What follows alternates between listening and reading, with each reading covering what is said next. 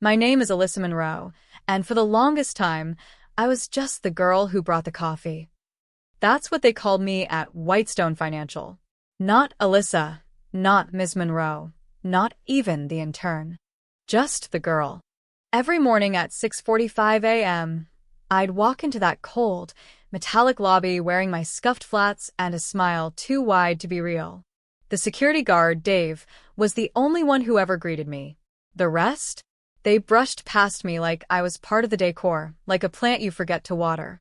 I worked in admin support, technically a floater, but let's be real, I was the catch-all for everyone's discarded tasks. Printing pitch decks, scheduling meetings, booking their overpriced lunches, and of course, fetching the coffee. I knew every order by heart.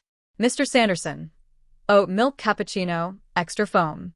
Lisa from HR, chai latte, no cinnamon. And of course, Mr. Derek Holt, my boss. The man who made it his life's mission to remind me just how little I mattered. Derek was the kind of guy who oozed entitlement. His suits were always perfectly pressed, his words razor-sharp. He never looked me in the eye. If he needed something, he'd snap his fingers. If I was late by even a minute, he'd sigh dramatically and say, "You'll never make it in this industry with that attitude." I kept my head down and did my job, better than anyone else, actually. I learned fast. I read everything. Financial reports, internal memos, even the board meeting notes they carelessly left on the printer. I soaked it all in.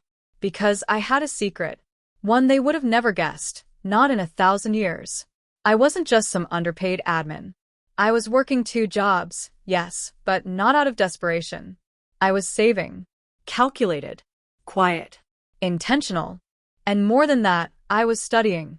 After clocking out at 5:30, I'd rush to the evening MBA program at Columbia, grab a vending machine dinner, and sit through lectures until 10 p.m. No one at Whitestone knew. Not even Dave. They didn't care to know. There was one moment I'll never forget. It was the day of the annual staff meeting, one of those big corporate events with fake enthusiasm and stale muffins. Derek had made a passing joke about the bottom feeders and admin. The whole room chuckled. I was standing in the back, holding a stack of folders, pretending not to hear. But I did. Loud and clear. That day, something inside me hardened. I wasn't going to prove them wrong for their approval. I was going to prove them wrong because they deserved to be proven wrong. Every night I made moves. Quiet ones. I'd connect with former Whitestone execs who'd been pushed out. I learned who their biggest investors were. I started forming partnerships with small firms struggling under the shadow of giants like Whitestone. I even started investing on the side, tiny at first, then bigger. 2 years passed. My degree was finished. My savings had grown. And one opportunity changed everything. A struggling holding firm called Oak and Mather, once considered a minor rival of Whitestone, was looking for a new injection of leadership and capital. Their board was skeptical of outsiders. But when I showed up with a full growth strategy, a portfolio of former Whitestone accounts, and a fire they couldn't ignore, they took the leap. Within 1 year, under my vision, Oak and Mather doubled in valuation. And then came the opening. Whitestone, drowning in internal debt, riddled with scandals, and desperate for a buyer, put itself up for partial acquisition. They were hoping for a bailout. What they got was me. The deal was swift, ruthless, and poetic. I bought controlling shares through Oak and Mather and became the majority stakeholder in the very company that once laughed at me behind my back. And Derek? Let's just say his office view wasn't quite the same anymore. The air in the office had always felt sterile, but lately, it carried an edge, a subtle shift I couldn't ignore. At first, it was nothing obvious, just the way people stopped talking when I walked into the room, or how emails seemed to CC me last minute, almost like an afterthought. But I wasn't imagining it. Something had changed. I wasn't part of the in-crowd at work. Never had been. I wasn't flashy. I didn't dress to impress. While others flaunted designer suits and oversized egos, I stayed in my corner, did my job better than anyone else, and kept my head down. To them, I was just another face in the background, harmless, forgettable. But lately, the glances had shifted from indifferent to calculating. That was the first sign. It started with Brent, one of the senior associates, brushing past me in the hallway, mumbling, "Still here?" as if my presence was an inconvenience. Then Rebecca, the VP's assistant, who used to nod politely, now barely acknowledged me, her eyes darting away like I didn't belong. But the tipping point came in the form of a closed-door meeting. I hadn't been invited. That wasn't unusual. I was mid-level after all, but this one felt different. I'd overheard whispers in the kitchen that morning. Something about big changes coming and cleaning house. When I passed by the boardroom during lunch, I heard my name. Clear as day. "Look, Daniel's harmless, but he's not executive material," someone said. Another voice agreed. "He blends in too well. People like that don't climb." I froze outside the door, a knot twisting in my stomach. It wasn't the judgment that cut. It was the certainty in their tone, the way they dismissed me as if I were a forgotten file in a dusty cabinet. For the next week, my anxiety clawed at me. I second-guessed every word I said in meetings, every email I sent. I watched them laugh and bond over drinks after hours, while I walked home alone with my thoughts. Was I being paranoid? Maybe. But something about those conversations stuck with me. I started paying more attention. The emails that used to be sent to me directly now came as forwards. Tasks I once led were quietly reassigned. My performance reviews, always solid, suddenly had vague critiques. "Needs more leadership presence. Lacks initiative." I knew I hadn't changed, but their perception of me had. The worst part? No one said anything to my face. The shift was subtle, calculated even, like a group deciding to cut someone from the herd, but never formally announcing it. One day, I walked into the lounge and noticed everyone staring at a screen. Rebecca was showing slides from an off-site strategy meeting I hadn't known existed. When she saw me, she scrambled to close the presentation. "Oh, this is just internal," she stammered. "Nothing important." The silence that followed said otherwise. Later that week, I confronted Brent casually. "Hey, I heard there might be some org changes coming. Anything I should know?" He smiled, that patronizing smile people reserve for someone they think is too naive to understand the big picture. "You're fine, Daniel. Just keep doing what you're doing." That was the problem. What I was doing, delivering consistently, staying humble, avoiding office politics, was no longer enough. In their eyes, I was invisible. Or worse, disposable. But I knew something they didn't.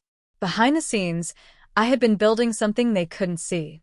Every evening after work, every weekend, every holiday, I poured my energy into a project they would never expect from just a nobody.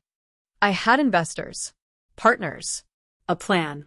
and what they didn't realize was that the very company they were gatekeeping so tightly was on the verge of being bought. By me. Still, I kept up the act. I smiled when I was sidelined. I nodded through shallow feedback sessions. I watched them make mistakes and let them believe they were untouchable. The more they underestimated me, the stronger I became. But the pressure wasn't easy. There were nights I lay awake, questioning if I could really go through with it. What if they were right? What if I wasn't executive material? The childhood insecurities, the years of being told I wasn't enough, they came back in waves. My father's voice echoed, "You're not the kind of person people follow." But I held on to the truth I'd always known deep down. Underestimated doesn't mean incapable. Being quiet didn't mean I lacked vision. Being invisible only made it easier to move in silence. Then came the biggest clue yet. I was called into a meeting, HR, my manager, and someone from corporate I didn't recognize. They said it was a routine restructure conversation. But I could feel the truth before they said a word. They were preparing to let me go. No performance issues.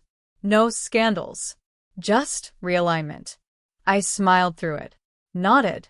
Even thanked them for their transparency. Inside, though, a fire ignited. Because what they didn't know was that the deal was days away from closing. The paperwork was being finalized. And soon, the very people mocking me, excluding me, discarding me, would be working for me. I walked out of that meeting feeling more alive than I had in years.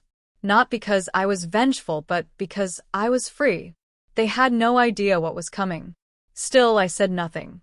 I returned to my desk, finished my tasks, said goodnight like any other day. But my silence wasn't surrender, it was strategy. Because revenge isn't loud. It's surgical. And I was almost ready to make my first cut. I sat in the back row of the quarterly shareholders meeting, unassuming, quiet, just another nobody in their eyes. The room was filled with the same familiar faces that once passed me by in the hallways without so much as a nod. People I used to serve coffee to. People who used to scoff at my ideas in meetings if I was even invited to them at all. That morning felt like any other, but inside, I knew everything was about to change. The suits shuffled in, carrying laptops and overpriced lattes, greeting each other with fake smiles and thinly veiled superiority. At the head of the room, perched like a self-crowned king, was Mr. Callahan, the man who once looked me in the eye and said, "You don't have what it takes. You'll never make it in this world. You're just background." It had been 3 years since I walked out of that office with a cardboard box in my hands and shame burning in my chest. He made sure my exit was public. He smirked, not even bothering to say goodbye. To him, I had no value, just one more dreamer discarded by the machine. But he had no idea what I'd done since. No idea who I'd become. As the meeting began, the board members began discussing forecasts and margins. The company wasn't doing well. Profits were down, staff morale was even lower, and their competition was eating them alive. It was ironic, so much talent in this room, yet none of them could see the storm they'd created through their arrogance. I leaned back, waiting. "Any final questions before we adjourn?" Callahan said, tapping his pen on the table. He looked bored, unbothered, still wearing that smug little smirk. I raised my hand. Some heads turned, slightly confused.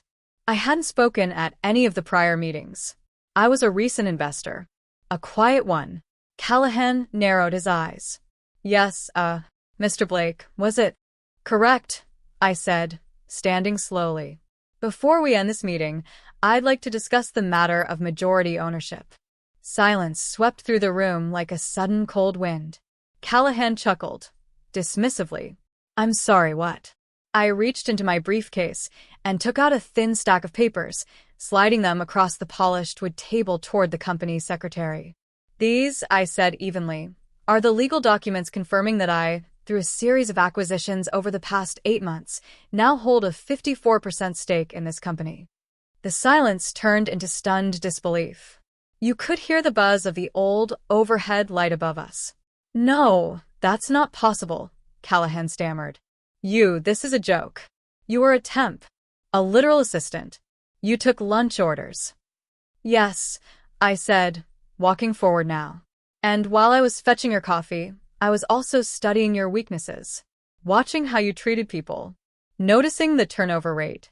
The product failures. The lawsuits you ignored. I was building something while you were breaking everything around you." The board erupted in whispered confusion and disbelief as the secretary confirmed the documents. I stood there, heart steady, voice calm, while Callahan's face drained of color. "You see," I continued, "you taught me something valuable. You taught me what not to become. And I'm grateful for that." Genuinely. Because it lit a fire in me that no amount of rejection could ever extinguish. Callahan dropped into his chair like gravity had doubled. "But this can't be," he muttered, sweat forming on his brow. "Who helped you? Who gave you the capital? This isn't how things work." "Oh, I didn't need anyone's help," I replied. "I just needed time. And you gave me plenty of that when you threw me out." The room remained frozen. My former colleagues, people who once laughed at my ideas or forgot my name, now stared at me with a mixture of awe and fear. I wasn't invisible anymore. I was the storm they never saw coming. My heart pounded, but I kept my expression still. Calm. Controlled. "I'll be restructuring the leadership team," I said, eyes locked on Callahan. Effective immediately. Callahan stood abruptly. "You don't understand what you're doing.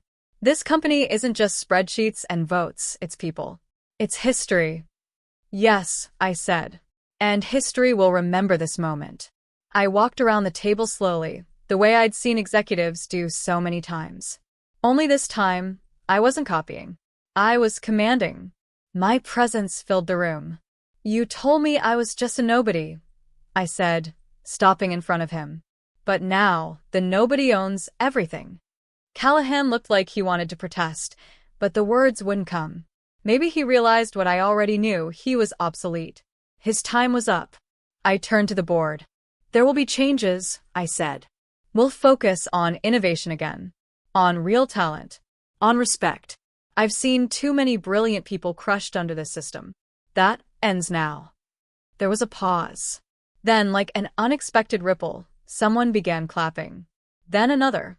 And another. Soon, the entire boardroom was applauding. Not for power. Not for revenge. But for the return of vision. And still, deep inside, a war raged in me, between satisfaction and sadness. I had climbed the mountain they said was too steep, walked the path they said didn't exist. But part of me still mourned the boy they crushed in that elevator hallway. The one who had to carry self-doubt for years like a second skin. As I sat at the head of the table, the same one Callahan had ruled from for decades, I let the moment settle in. I wasn't just here to win. I was here to change everything. And they would never forget it. I stood outside the boardroom, my heart pounding in my chest like a war drum. The irony wasn't lost on me. Just 3 years ago, I couldn't even get them to return my emails. Now, I was about to walk into the same room where they once laughed me out of an internship interview. But I wasn't that quiet, desperate kid anymore. No. I was the majority shareholder. I was their new boss.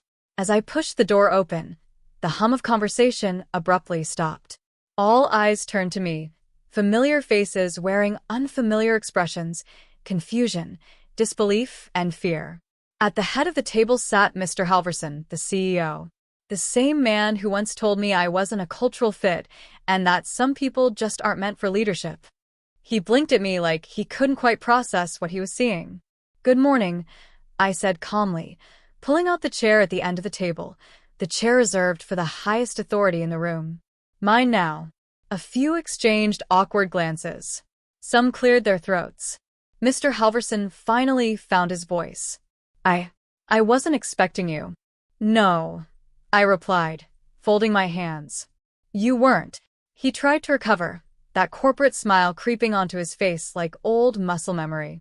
"Well, we're glad to have you here. Maybe you can walk us through what this acquisition means moving forward."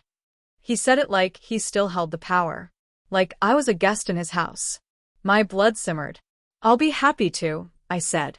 "But first, let's talk about the culture of this company, starting with how it treats people it deems nobodies."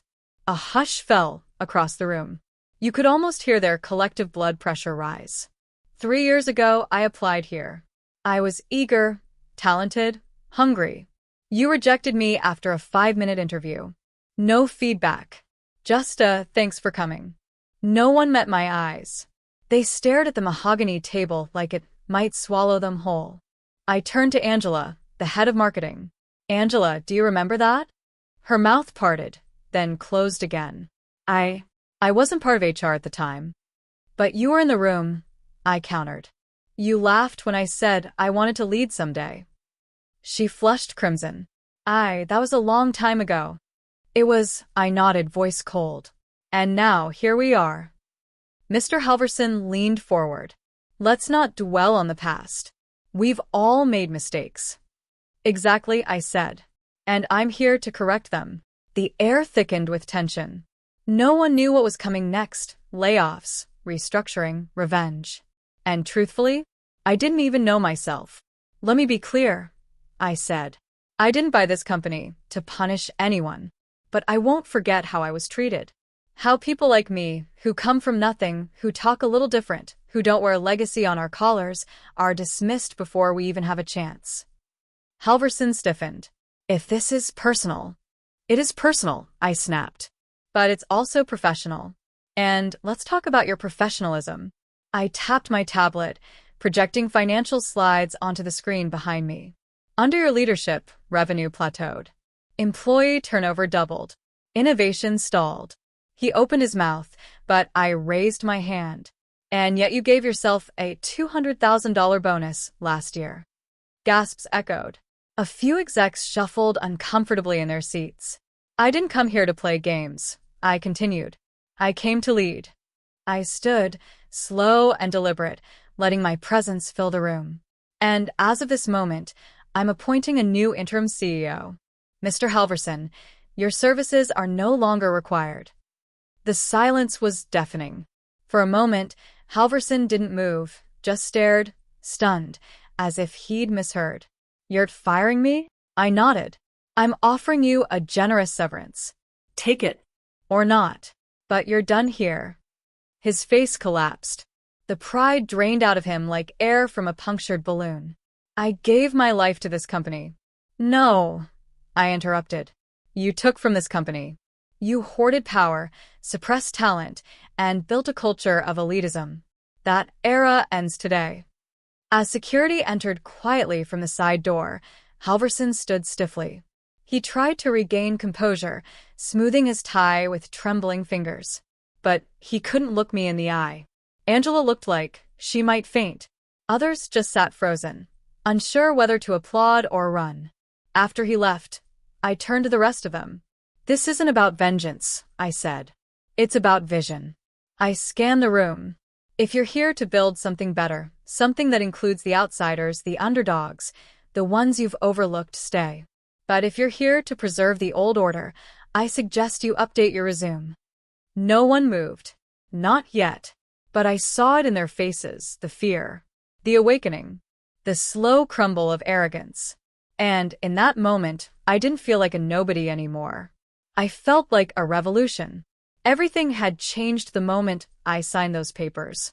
The ink barely dry on the contract that made me majority owner of the very company that once dismissed me like a speck of dust. And yet, what followed was not the smooth, celebratory high I imagined. It was quieter, stranger, darker. At first, there was shock. The next day, when I walked through those same glass doors I once exited in tears, the entire office fell silent. Phones still rang, keyboards still clicked, but all eyes drifted to me. The nobody they had pitted. The intern they had mocked for bringing homemade lunch and wearing scuffed shoes. The assistant who once fetched coffee was now the boss of bosses. Good morning, I had said with an even tone, looking directly at the faces that once looked through me. And yet, beneath the silence, I could feel it. Whispers swirling like smoke behind cubicle walls, panic tightening their throats. Some were afraid, some were ashamed, but some still wore masks, pretending they had always been kind, loyal. The first board meeting was brutal. Seated at the head of the long mahogany table, I listened as executives who never remembered my name scrambled to align themselves with me. Brilliant acquisition. One of them gushed, lips practically shaking. Truly visionary. I stared at him. 3 years ago, he had told me I wasn't a cultural fit. Today, he was singing hymns in my name. Another tried to pretend he'd mentored me. You always had it in you. I knew it from the beginning. That lie. That perfect lie. It scratched at my ears. I didn't say much that first meeting. Just observed. Took notes. Not on paper, but mentally. Who smiled too hard. Who avoided my gaze.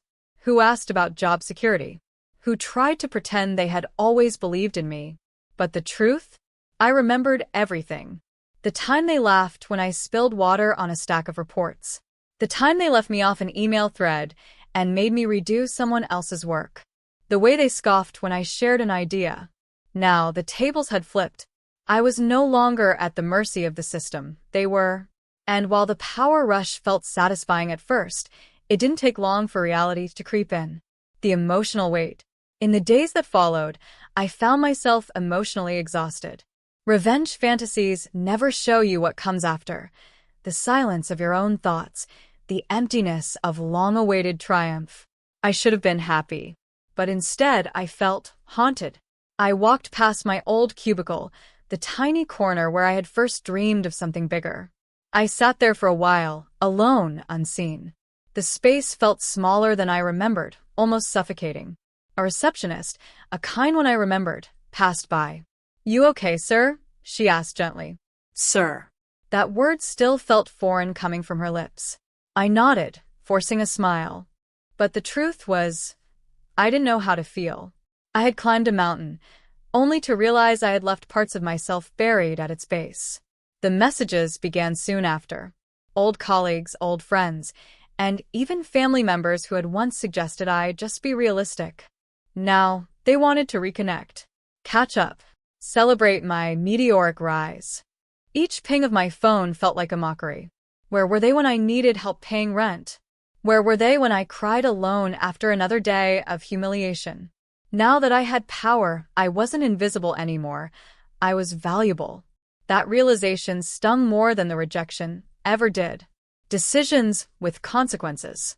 Being at the top meant I had choices. Power. Control.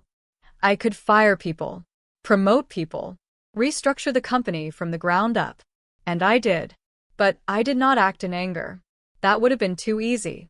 I wanted justice, not vengeance. Those who had contributed to the toxic culture, those who had abused their power, belittled others, created fear, I let them go. Not publicly, not dramatically, just quietly, effectively, with clean paperwork and professional distance. It was oddly unsatisfying. But there was one person I couldn't ignore, Nathan. He was the VP of sales now, but back when I was just an intern, he had made it his mission to crush every ounce of my confidence. Some people just don't have the charisma for business, he once told me with a sneer. Stick to data entry. That's more your speed. Now, I summoned him to my office. He walked in confidently, probably assuming he could talk his way out of whatever was coming. Have a seat, I said, gesturing to the chair across from me. He smirked. Let me guess, performance review? No. Just closure, I replied. His expression flickered, confused, maybe even nervous. Good. I remember everything, Nathan, I said, leaning forward. Every insult. Every moment you tried to diminish me. But here's the thing, I don't need to humiliate you to win. He blinked, mouth slightly open. You're fired, I said softly. Effective immediately. HR will finalize the paperwork.